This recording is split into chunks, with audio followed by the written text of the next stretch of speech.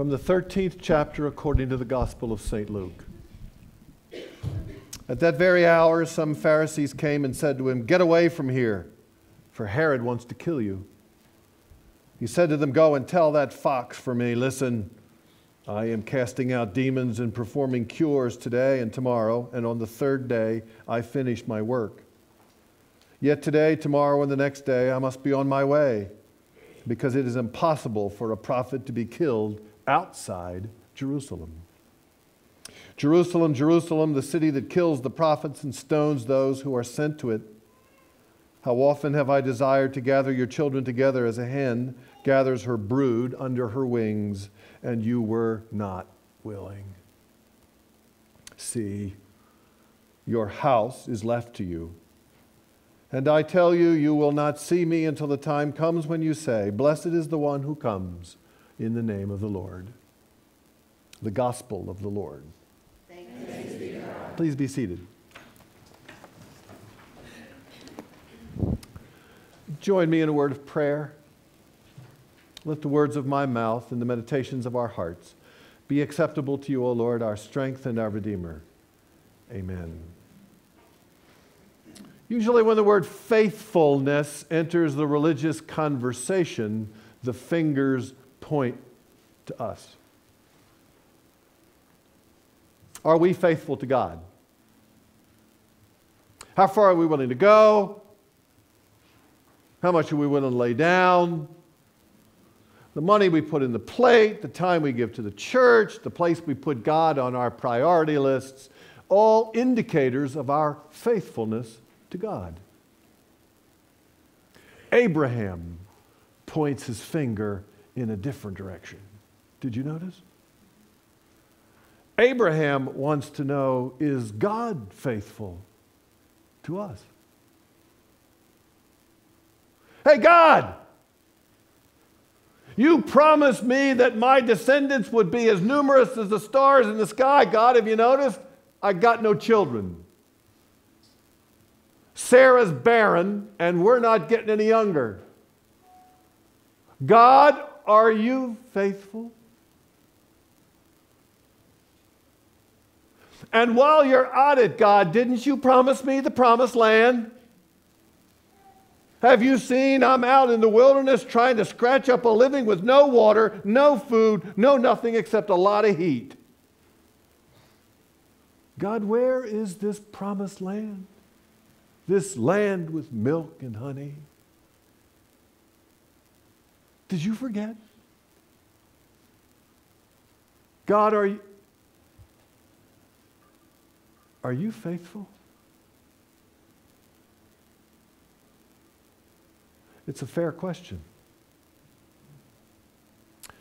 And I'm here to tell you, folks, there are an awful lot of Abrahams out there asking it.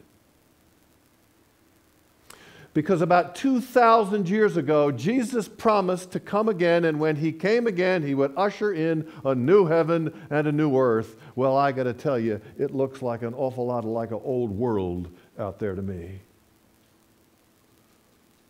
Debt ceilings and drive-by shootings, gun control and gang rape, crooked politicians and uncontrolled cancers. Where in the world is the land of milk and honey? Is God faithful? To that first Abraham, God responded with a covenant. Did you notice it in today's first lesson? Bring me a she-goat and a pigeon and a turtle dove and a ram and a heifer. God's not starting a zoo. God is reenacting an old covenantal ceremony. What God will do is cut those animals in half and walk right through them and tell Abraham that God will be as close to Abraham every step of the way as he is now. And God promises Abraham again, your descendants will be as numerous as the stars in the sky, and I will give you and your descendants the land between the river of Egypt and the great river. Did you know that there are 3 billion Christians and Jews in today's world? 1/3 the world's population? Did you know that the promised land is exactly where God promised it would be? You can book it, God says.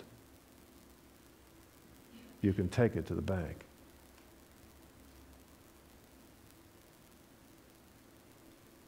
Is God faithful? There are still a lot of people who wonder, who are uncertain. And the promise of the gospel is you can take it to the bank. Those of us in this room, all of us, you can trust. When you enter my house, you will find a crucifix on the wall leading into the living room. It's a gift from a friend of Sharon's who came for Kristen's wedding.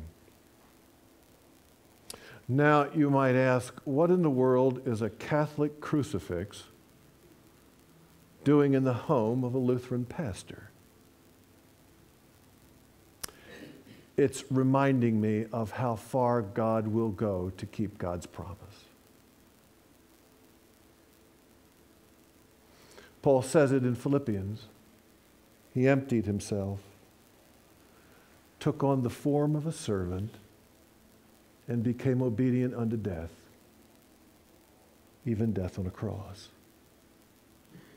This crucifix reminds me of that cross.